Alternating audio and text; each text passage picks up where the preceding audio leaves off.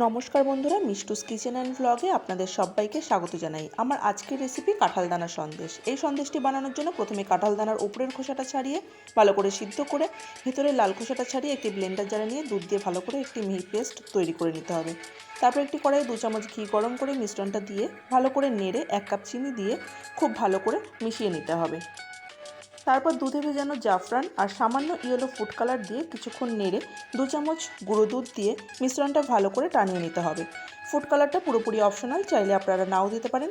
সবশেষে 1 চামচ এলাচ গুঁড়ো দিয়ে ভালো করে নাড়তে নাড়তে যখন কড়াই থেকে মিশ্রণটা একদম ছেড়ে আসবে তখন একটি প্লেটে নামিয়ে নিতে হবে।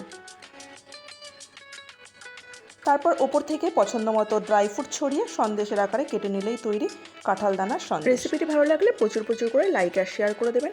আজকের মতো ভিডিওটি এখানেই শেষ করছি। আবার আসবো পরবর্তী নতুন রেসিপি নিয়ে। ততক্ষণ পর্যন্ত সবাই ভালো থাকবেন, সুস্থ থাকবেন। ধন্যবাদ।